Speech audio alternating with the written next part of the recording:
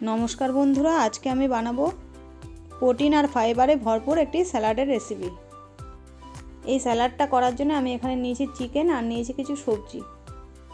এবার একটা কড়াই বসিয়ে দিয়েছি, দিয়ে ওর মধ্যে কিছুটা জল দিয়েছি, দিয়ে ওর মধ্যে দিয়ে দিলাম হাফ চামচ লবণ আর দিয়ে দিলাম বেবি কর্ন আর ব্রোকলি।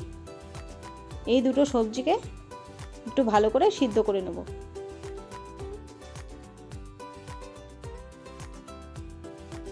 এবার ঢাকা খুলে চেক করে নেব ভালোভাবে সিদ্ধ হয়ে গেছে নাকি। এবার একটা কাঁটা চামচের সাহায্যে এটাকে চেক করে নিলাম, এটা ভালোভাবে সিদ্ধ হয়ে গেছে। এবার জল ঝরিয়ে নেব। এবার একটা কড়াই বসিয়ে দিয়েছি, দিয়ে এর মধ্যে দিয়ে দিলাম 1 চামচ তেল। তেলটা ভালোভাবে গরম হয়ে গেলে এর মধ্যে দিয়ে দিলাম আদা, রসুন আর লঙ্কা কুচি। আদা রসুন লঙ্কা কুচি একটু ভাজা ভাজা করে নিয়ে এবার এর মধ্যে দিয়ে দেবো কেটে রাখা চিকেনটা দিয়ে একটু নাড়াচাড়া করে নেব। নেড়ে চেড়ে নিয়ে একটু ঢাকা দিয়ে দেবো যতক্ষণ চিকেনটা ভালোভাবে সিদ্ধ হয়ে যাবে।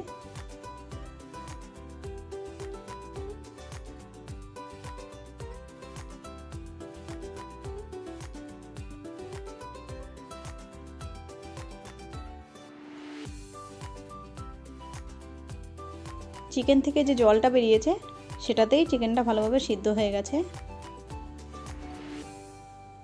এবার এর মধ্যে দিয়ে দেবো আগে থেকে কেটে রাখা সবজিগুলো।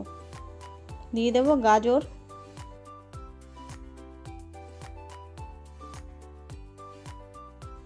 এবার দিয়ে দিলাম বিনস, আর দিয়ে দিলাম ক্যাপসিকাম, আর দিয়ে দিলাম সিদ্ধ করে রাখা বেবি কর্নটা। এবার দিয়ে দেবো স্বাদ মতো লবণ। এবার সব কিছু ভালো করে নেড়ে চেড়ে মিশিয়ে নেব।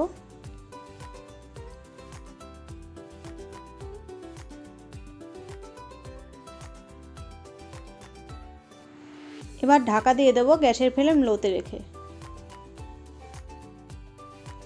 3-4 মিনিট মতো ঢাকা দিয়ে রেখেছিলাম। এবার দেখে নেব সবজিগুলো ভালোভাবে সিদ্ধ হয়ে গেছে।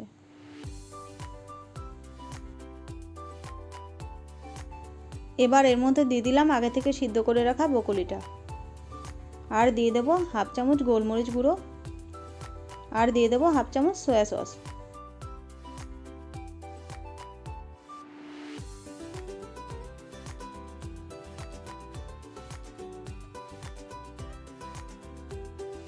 এবার গ্যাসের ফ্লেমটা বাড়িয়ে নিয়ে একটু ভাজা ভাজা করে নেব, ভাজা ভাজা করে নামিয়ে নেব।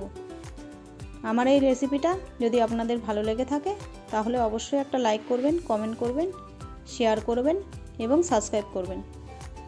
ধন্যবাদ।